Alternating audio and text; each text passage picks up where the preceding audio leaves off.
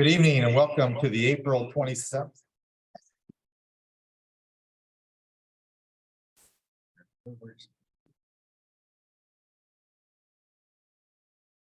Okay, let's start again. Good evening and welcome to the April 27th, 2023 regular meeting of the San Diego Community Power Board of Directors. I'm Joel LaCava, Chair of the Board and the representative for the City of San Diego. Welcome to the members of the public, Community Power staff, and board members joining us in person today. I will now call the April 27th, 2023 regular meeting of the Board of the Directors of San Diego Community Power to order. Kimberly, will you please call the roll? City of San Diego representative, LaCava present. County of San Diego representative, Imperial Beach representative, Aguirre here. La Mesa representative, Eric here. National City representative, Amani here. Chula Vista representative, McCann here. Encinitas representative. We have a quorum. Thank you, Kimberly. Let's do the pledge of allegiance. Stand if you're able. And face the one of the displays. And of your heart. And ready to begin. I pledge allegiance to the flag of the United States of America and to the republic for which it stands, one nation, under God, indivisible, with liberty and justice for all. Again, we have a quorum. And first up on the agenda is any special presentations and introductions. Do we have any, Kimberly? No, we don't. Okay. Closed session will follow today's regular meeting agenda, and we will report out the conclusion of closed session. Are there any items to be added, withdrawn, or reordered on the agenda? No, there are not. Okay, thank you. So we'll take up non-agenda public comment. I want to note that written public comments submitted before the board meeting were emailed to all directors prior to the board meeting and will be posted on the website at the beginning of the meeting. Kimberly, do we have any non-agenda public comment? Yes, Mr. David Peterson is here to report on his submitted item. Oh, terrific.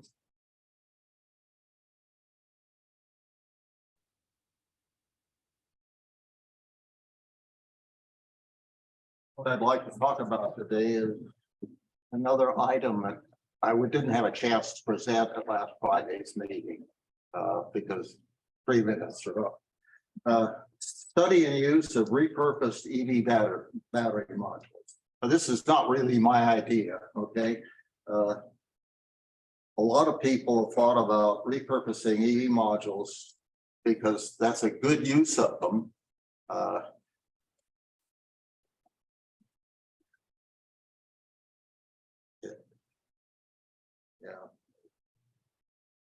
Reduce hybrid farm battery cost. The idea is that, well, I'm not doing this very well. If the savings are sufficient, procurement of hybrid farms without subsidies might be feasible. That's a long shot.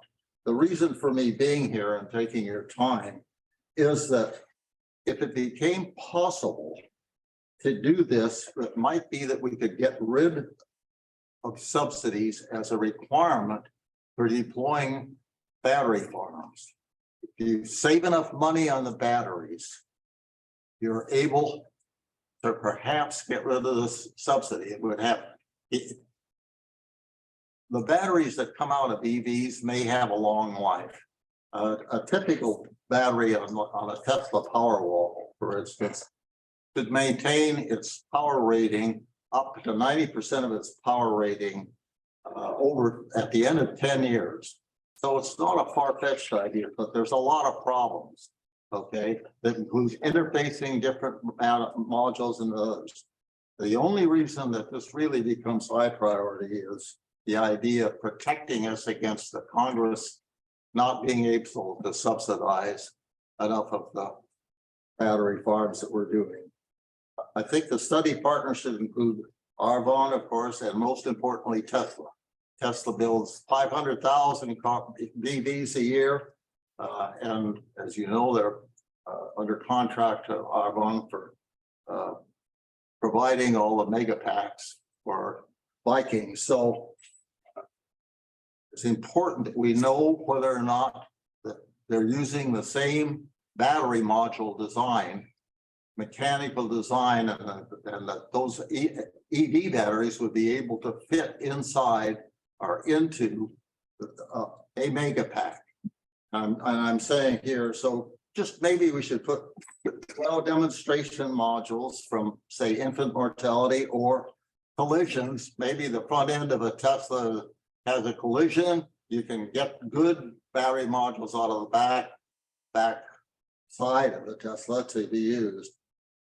There are NREL and CalEPA counterparts, and I think we should be working with them about interfacing other modules. But my main reason for being here today is to urge you to have Arbonne tell Tesla to set aside a few places for purpose batteries. Thank you, Mr. Peterson. Your 3 minutes are up.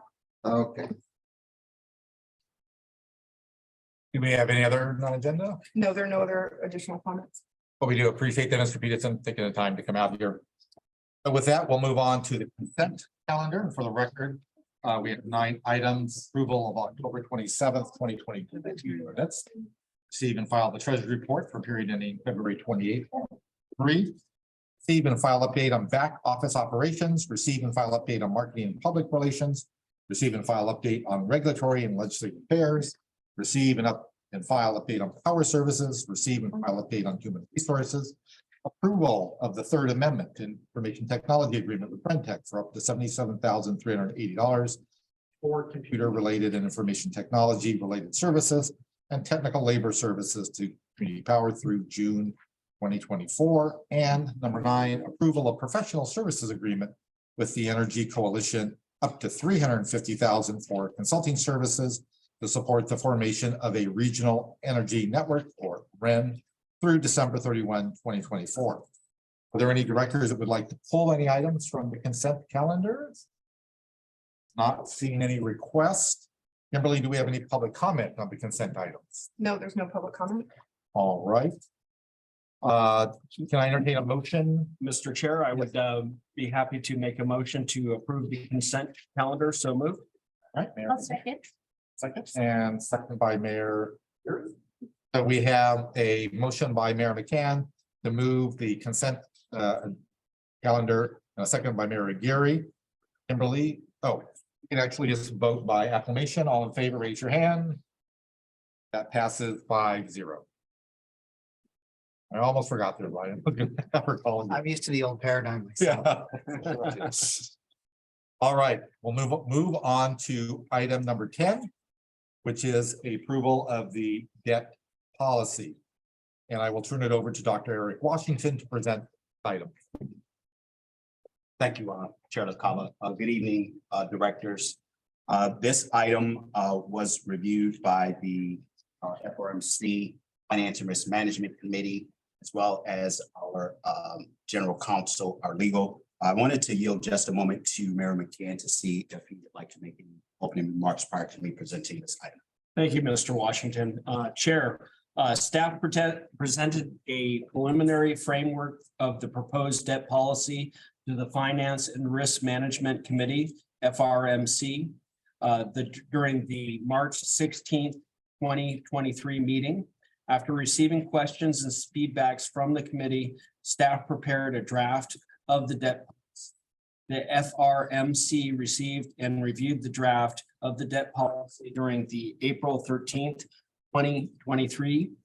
FRMC committee members presented questions and to staff on this item. Staff appropriately responded to all questions presented.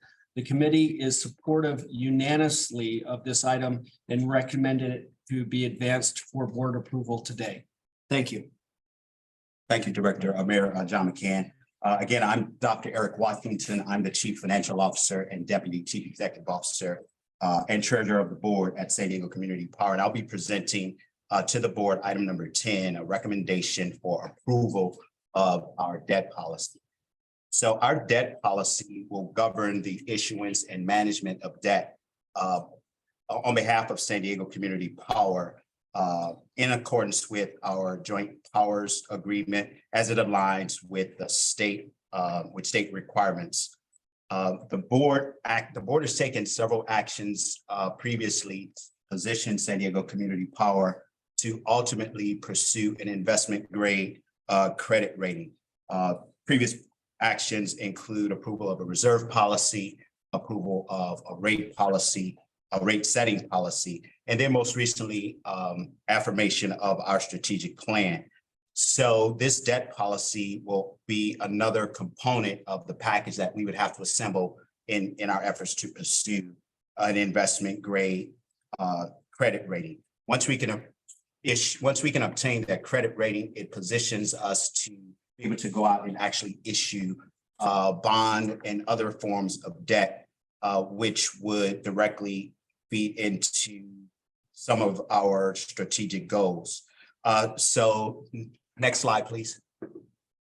So in preparation, or what informed our debt policy included a review of peer CCAs, a review of debt policies of some of our member agencies, as well as just best practices. And our effort was to at least meet or exceed those requirements to some extent, which led into informing the scope and authority of our issuance of debt, how we would manage that debt, and ultimately how those requirements align with some of the state requirements that also informed the draft of our debt policy.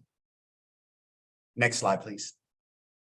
So in addition to the requirements as pointed out, as stipulated in the laws and some of the requirements, we added some additional guardrails just to make sure that we're positioned to be able to meet our strategic goals, not over-lever ourselves from a revenue perspective, as well as over-lever San Diego Community Power from an earnings perspective.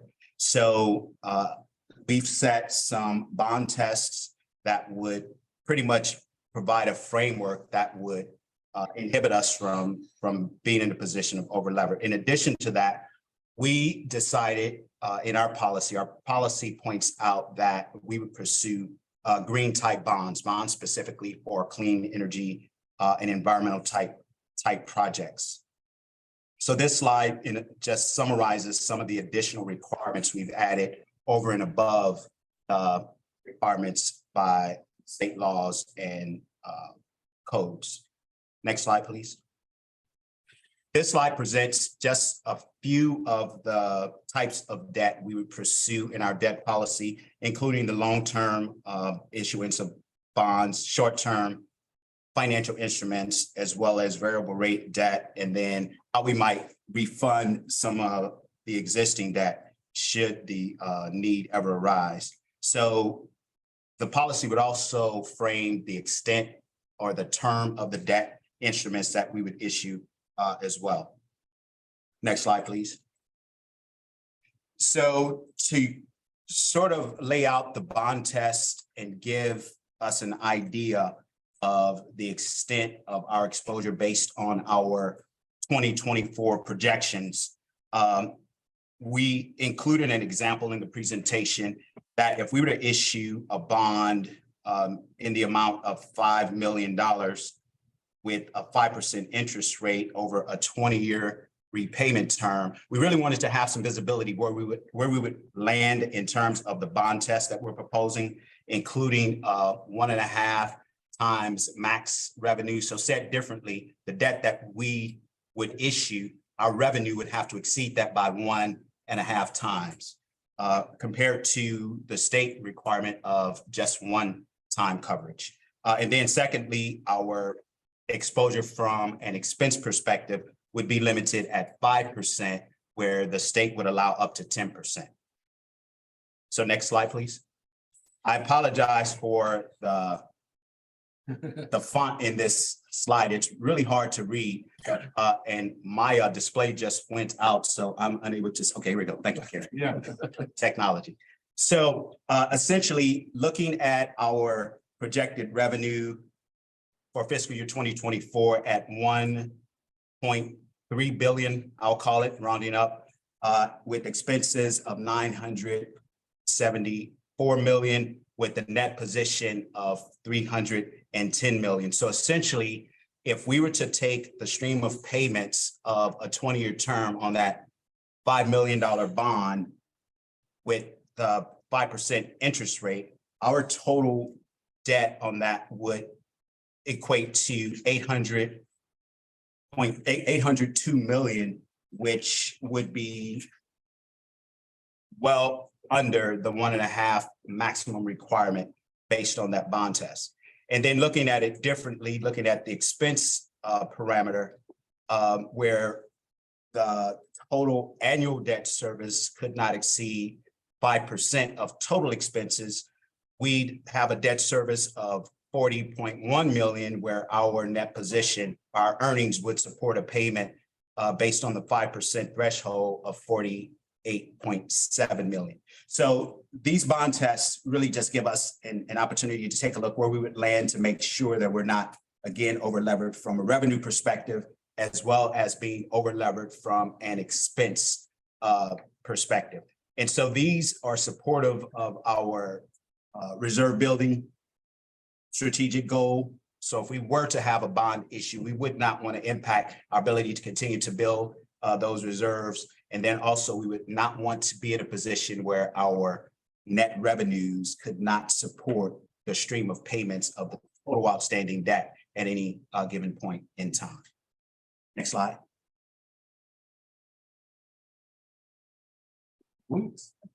That concludes my presentation. Kimberly, do we have any public comment on this item? No, we don't. All right. So I'll turn it over to the board members for any comments, questions, and a motion. But first, thank you, Mayor McCann, for chairing the committee and doing that review, that the initial conversations and the final review as a final draft. Thank you, Chair. Do we have any comments, questions, a motion is needed? I will make a motion, and I just wanted to thank Eric Washington and his staff for doing a good job. This really will give us the ability to expand and use debt in a positive way to be able to help grow our organization. But with that, again, I will move to approve item number 10. And Second, Mr. Chair.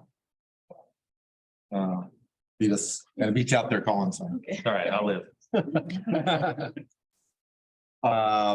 And I'll just comment, again, I appreciate the conservative approach in this initial debt policy. For those who might be curious, we don't have any debt, but it's good to have that policy in place before we start moving in that direction. So thank you all for that very, very good work. And with that, we do have a motion by Mayor McCann, a second by Councilmember Imani, excuse me. All in favor, raise your hand. And that passes unanimously 5-0. So with that, we'll go on to regular agenda item number 11 is the quarterly report from the Community Advisory Committee. And I will turn it over to, I believe, Mr. Eddie Price, who is the chair of the Community Advisory Committees. So begin when you're ready. Hello, how y'all doing today? I've been in a lot of meetings today. Well, good afternoon or good evening. I'm Eddie Price, the chair of the Community Advisory Committee. Next slide. The Community Advisory Committee, or CAC, is a group of citizens from a diverse set of backgrounds who act as the voice of the people in the greater San Diego region at San Diego Community Power. We provide staff, pardon me, and the board of directors with feedback on the strategic direction, goals, and programs of San Diego Community Power. We've had engaging conversations at our board meetings over the last few months, and today we'll be talking about February and March. When we come back in a few months for the third quarter report, we'll be talking about our April meeting. Next slide. In February and March, we covered a lot of ground, including receiving updates on the community power plan, the development or the possible development of a regional energy network, San Diego Community's new sponsorship policy, and the enrollment of customers in National City and the unincorporated areas of San Diego County. And I'd like to welcome San Diego County and the National City. We also nominated Matthew Vasilakis and Gary Johns to participate in San Diego Community Power's Community Clean Energy Innovation Grants Evaluation Committee to provide feedback on applicants for the new program. We also created a standing item to review and provide updates on the CAC work plan so we can make sure that we are up to speed on a variety of areas that San Diego Community Power is working on and give them the feedback that they need from the community voices. Also, we shifted to in-person meetings, which have led to some lively discussions. Next slide. Some notable activities, included moving to our first in-person meetings beginning in March. The in-person meetings have led to lively discussion, and I'd like to invite all of you to attend, especially since our meetings will be aligned with the Finance and Risk Management Committee meetings going forward. I meet with Karen on a bi-monthly basis, and Vice Chair Ada Castaneda and I have been in regular conversations with San Diego Community Power staff over the last several months. In addition, I actually speak with a lot of our CAC members, just, without making a meeting, right? I'll call them or they'll call me, and, we have conversations. Finally, CAC members have supported San Diego community staff outreach efforts by volunteering at outreach events like South Bay Earth Day and writing op-eds to spread the word about enrollment. Peter Anderson and Vice Chair Ada Castaneda submitted articles to several local newspapers, including the East County Californian and Star News. Next slide, please. This almost concludes my presentation. I also personally visited East Bay Community Power offices, as well as Sonoma Clean Energy offices, just to get an idea of how other CCAs operate and and kind of what they feel about us. They are extremely excited about our growth and what we're doing, and they welcome us into the CCA family. I'll be speaking on the 19th. I was invited to speak at the CCA Shindig. It's not really called a Shindig. It's a much more professional name, but Shindig is all I can come up with. And we've been trying to get a lot of the CCAs, at least the chairs and the vice chairs, to actually have a meeting, right? So that we can discuss from a community perspective what's going on with the CCA. So with that, now I'd like to conclude my presentation.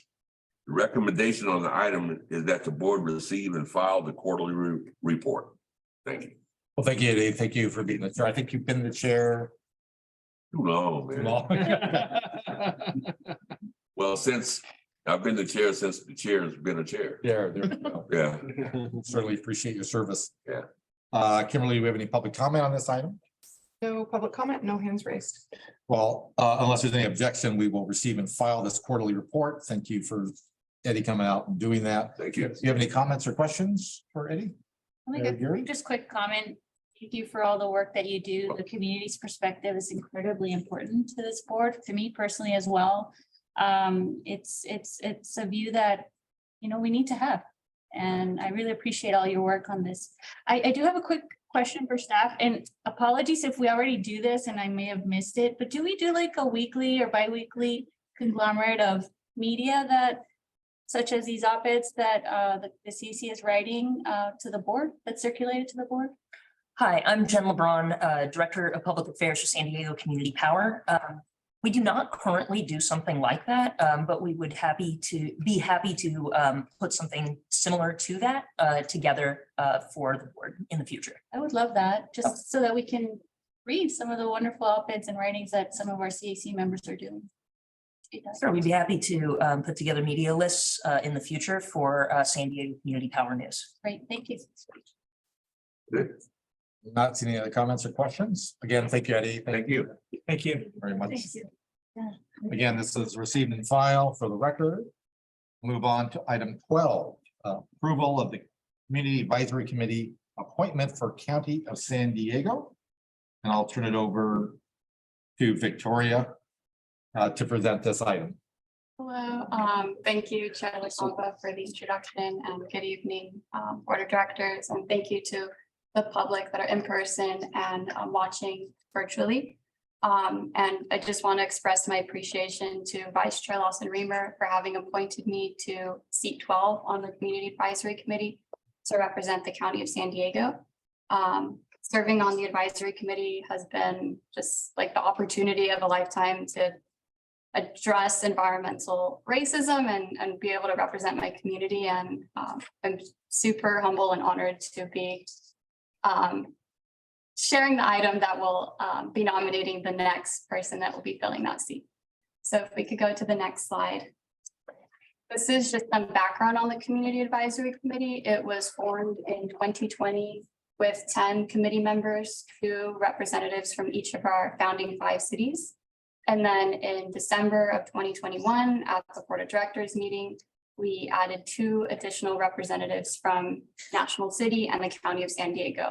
And that was over a year before we did the enrollment of National City and the County of San Diego, because Community Power just wanted to make sure that the communities that they were going into were really involved in the conversations. And then on the right, I added the kind of like membership terms and criteria and what it takes to be on the Community Advisory Committee. And then if we go to the next slide. So when I was on the Community Advisory Committee board, I had to leave my seat and it became vacant, and I announced the vacancy at the August Community Advisory Committee meeting. And then I accepted the job with Community Power. And then in August at the Board of Directors meeting, I announced that there was going to be a vacancy. And then in September of 2022, we created an application. I created graphics to promote for community members to be able to apply. And then we made QR codes and handouts. That way, when we are at events, we can let community members know that this is an opportunity that they can be a part of. And then we also worked with county staff to make sure that we could fill that vacancy. And so the position is open until filled, and the qualifications were based on residence and work impact. There were a total of 8 applications that were received for the County of San Diego, and 7 applicants qualified to represent the County of San Diego. Members will serve a limit of 2 3-year terms. And I added a roster, an updated roster of our Community Advisory Committee on the right. If you could go to the next slide. So this is just a recommendation to nominate Leah Nepomuceno to seat 12 for the County of San Diego's Community Advisory Committee seat. And her term ends in 2023? Yes, so this term, because she is entering a term that had already started, she can finish this term and then do 2 full terms after that. And so I'm just going to give a little introduction or just a quick bio of Leah, or if you'd like to introduce yourself. Okay, so Leah is a student activist and student board member of the San Diego Unified School District, where she's collaborated with fellow community members on a number of initiatives, including those aimed at combating human sex trafficking, preventing gun violence, and promoting climate action. Growing up, Leah says her perspective on incarcerated people was skewed by the media, and at 13, she co-founded Youth for Juvenile Justice Reform, an organization aimed at shattering stigma around formerly incarcerated youth. And today, Leah is 17 years old and was recently named one of Teen Vogue's 21 under 21, the revolutionary youth you need to know. So I'm just super excited that you're going to be on the Community Advisory Committee. Kimberly, can you go to the next slide? So if anyone from the public has any comments on this item. Does Leah want Sure. to say a few words? Yeah, first, I just want to thank Victoria for introducing me to the position as well as the CAC. I truly admire all the work you are doing with San Diego Community Power. And personally, as a student living within San Diego, growing up in San Diego, seeing the impact of student and youth activism, especially when it comes to climate activism, has been incredibly empowering. And I'm excited to be a part of that work. Thank you. Good to have you here. Any public comment, Kimberly? No public comment, no hands raised. All right, I'll turn it over to board members, comments, questions, and a motion. Our person nominating her is not here today. I know. So I'll move to approve the nomination. All right, council member Parent. I would second that, Mr. Chair. All right, and council member Lonnie. And not seeing any other comments, all in favor? That passes 5-0. Welcome aboard. Thank you very much for your service.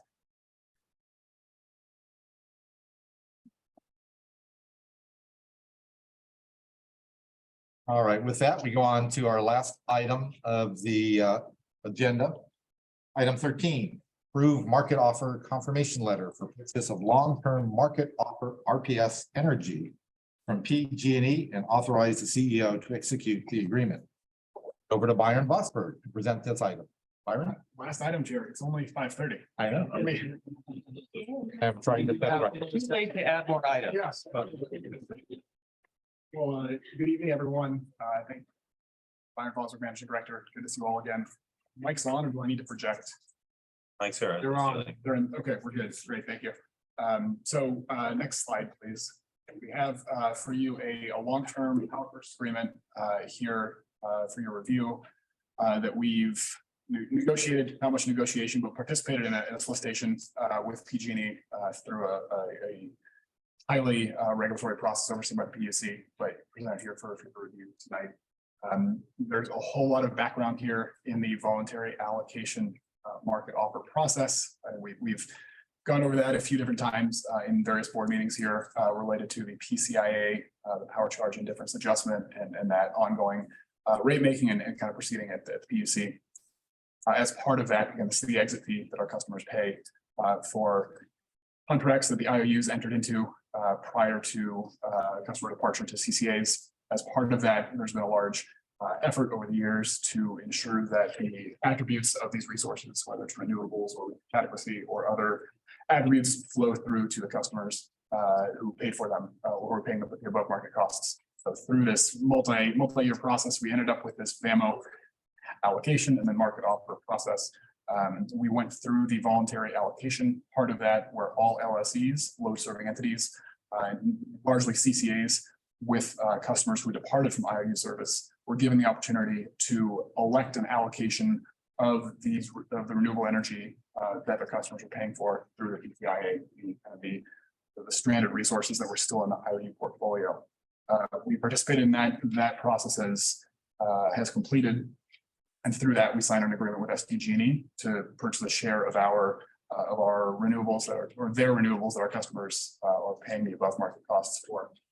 The VAMO process then called for, after the allocation process happened, for a market offer. So once the allocation was offered to the CCAs and departed customers, that there would be a market offer for remaining volume of the CIA eligible resources, and that would be then put out to the market to all entities. So we're now in the market offer process here.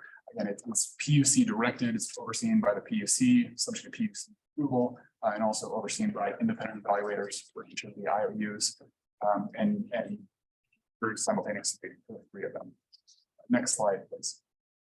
So the background here for the PG&E contract, again, in March, and the other IOUs issued solicitations for the energy for this market offer process. Residual, again, after the allocation from these PCI eligible resources had been allocated and accounted for.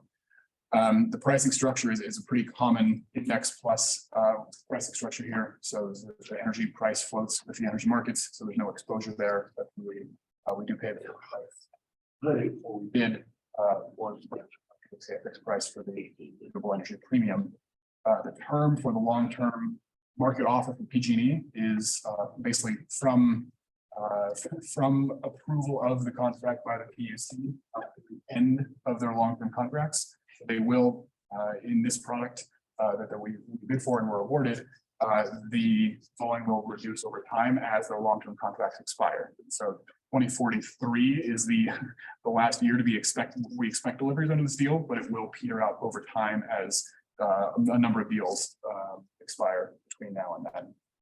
The product that we bid on and were awarded was what they call product C in their solicitation, but it's fully renewable, fully in-state resources, again, from these existing resources. You see on the list here is wind, solar thermal, biomass, landfills, geothermal, and small hydro, all in the portfolio. We do know as well from public sources that most of PG&E's renewables are solar and wind. So in-state, largely solar wind with small percentages of other resources. So in April, we submitted a bid and then were awarded last week by PG&E. So we again bring this contract for your review today. And then once with your concurrence, if we execute the deal, it'll then be submitted to the PUC and will be effective upon PUC approval and hopefully delivering within a few months. Next slide, please. So the contract summary here, and I'll caveat, there are a couple items here that are confidential that are key deal terms, and I'll speak to those in just a minute. The start date, again, we don't have a certain start date, but it will be later this year once the PUC approves it. The end date, as I mentioned, would be sometime in 2043. Just based on all the upstream contracts that the PG&E has in the portfolio and their expiration. I mentioned the index plus renewable premium structure of the deal.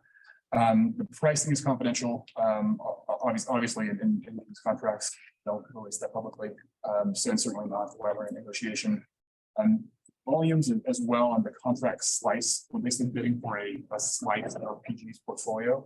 That's also PG&E's request that we keep that confidential as well while they're still going through this solicitation process, through this market off process. They're still and they and the other IUs are still in this contracting process. So they requested that be kept confidential. We did review this contract earlier this week with the Energy Contracts Working Group, which involved the CEO, the CFO, and Chair and Director McCann as well, who reviewed and were able to review the confidential terms of the deal. I'll say that it is not only does it provide value to our customers, it's also a relatively small slice of our portfolio going forward. Providing initial value, especially upfront, but also then hedging as it's providing a small hedge to our costs farther out the curve as well. So we don't see this being a large portion of our portfolio, but certainly allowing us to meet both regulatory compliance obligations and also our near-term environmental goals, while also then allowing us small hedge value through the life of the term as well. We don't see precluding any of the local development we want to do or any of the other renewable incremental we want to do from other resources that come online. Anything we contract now, of course, will likely come online in 2025, 26, 27. These resources start immediately as well. And again, are a share of the portfolio. So that's the summary for each. Again, the template of the agreement is attached in the material, and then I turn out Director LaCava or any comments. But thanks again. Thank you, Byron. Any public comment, Kimberly? No public comment, no hands raised. Okay. Thank you. As you mentioned, the briefing to the Energy Contract Working Group, I think that's the name, that Mayor McCann and I attended yesterday. This week. Yeah. All right. Very much appreciate that. Mayor McCann, you want to kick us off since we're on that briefing? Yeah, I think this really is a very, very good deal. Obviously, we can't disclose the pricing, but I think we did get a good deal. And again, like you've said, this is a small portion of the portfolio, but I do think it's an important agreement. And with that, I will make a motion to approve item 13. I'll second. And Councilmember Parents seconds that. Do you have any other questions or comments? And I think can't talk about price, but it's relatively proportioned to the additional power this provides us is kind of comparable to the small percentage of the expense. Yes. Yeah, kind of thing. So, okay, well, appreciate you negotiating that and trying to put this in simple term. So you understand, again, continuing evidence the complexity of the energy space. So very much appreciate the good work in going after that and the strategy that you and the entire energy team put into. My pleasure, and I'd be remiss if I didn't give Carly Mengs, again, who's not here tonight, but is online credit. She's led this kind of strategy and solicitation through the whole process and bring this deal to us. So again, Carly, thanks again. Thank you. Yeah, and I do need to thank the chair. Being on the subcommittee, I think he was very excellent, asked very good questions, and we work really well together as a team. Yeah. Okay, with that, if there's no other comments, we have a motion by Mayor McCann, second by Councilmember Parent. All in favor, raise your hand. And that also passes 5-0. So that completes what I still like to call the action items on the calendar. Everybody else call them discussion items. So we'll go. Karen, do you have a report as our CEO? I do. Good evening, Chairman, board members, general counsel, our team, and the public here tonight. I just have a few slides to share out some highlights of the outreach, community engagement, and thought leadership we've been active in this month. Next slide. Our SDCP team was in full effect across the county in April. On Saturday, April 16th, we were thrilled to be the title sponsor of the South Bay Earth Day Festival in partnership with the city of Chula Vista.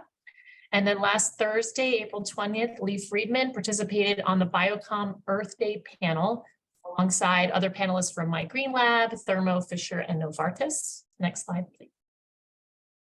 Okay, Earth Day celebrations continued this past weekend in both La Mesa and Fallbrook. We had the honor of sponsoring Saturday's La Mesa Earth Day Kids Zone. The solar s'mores I heard were a huge hit.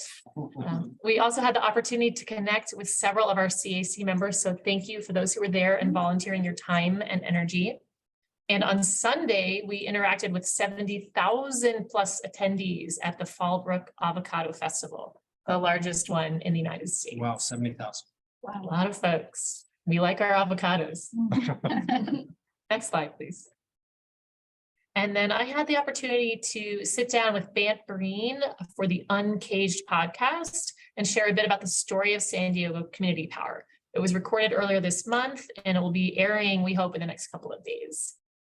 In addition to that, I also had the opportunity to participate on a panel for the League of Women Voters that had almost 100 participants and with our fellow CCA. So Barbara Boswell from Clean Energy Alliance and Joe Mosca from Orange County Power Authority. That was a lot of fun. People felt really informed by that educational webinar. Next slide. And then we had our strategic planning session last Friday. So I want to thank everyone again. Thank you to our board, our community advisory committee, our staff, and the public for participating in last week's strategic planning session that we held at El Centro Cultural de la Raza. Considerable time and effort went into making this day a big success. We provide us the time to focus on the big picture, our mission and vision, and celebrate all that we've accomplished and all we have yet to do. Huge shout out to our team. It was a tremendous effort they put into the preparations leading up to the event and for delivering an incredibly well-run and informative event. So, and thanks to the board for supporting our belief that we should stay the course and for approving additional, providing us additional suggestions that align with our strategic goals. We have a really amazing team. We're focused on an incredibly important purpose. We're scaling very rapidly and building in real time an organization that will transform the future of energy. So, thank you. That's all I have. Thank you. Do you have any questions for our CEO? Very Quick good. comment. I just wanted, I said this to Ms. Burns during our briefing, but I just want to say it on the record. I thought you guys did a phenomenal job during the strategic planning session. It was my first, and I was very impressed with the level of preparation from staff, level of participation from the CAC and the board and everybody, including the catering was really, IB baked el tapatio. So that's it. Thank you, Chair. Thank you, Mary Gary, and I'll certainly echo that. I mean, there's been a lot of kudos passed around, but extraordinary amount of work to pull that together and organize it. And Chris navigating the technical issues, well done, sir. But everything that was involved and all the staff, we know that we really ask you to stop everything you're doing and prepare for that. And you did an excellent job. I think very, very informative. And I imagine particularly informative for the 5 new board members who may be hearing some of that stuff for the very first time. So, and I think it really demonstrates how much activity there is going on at Community Power and how many directions they get pulled to really meet the ambitious goals we have in our strategic plan. So kudos around. I think there's a survey floating around if you want to add any comments as well. So with that, does our general counsel have anything to report? I do not. No updates. That's always good, I think. And before we close out, any director comments, anything about what you're doing in your individual agencies want to share? Do remember anytime you meet with a major business to push community power if they haven't switched over to Power 100. So always a good opportunity. So with that, that ends the public session of San Diego Community Power tonight. We are going to go into closed session now, so we'll have to ask you to leave. It's a personnel matter, which we're allowed to do closed session, but thank you to members of the public for attending. For anybody that is watching us online or remotely. And so we'll take just a couple of minutes to give everybody a chance. Take off. Again. We have to take. I'm gonna go to the.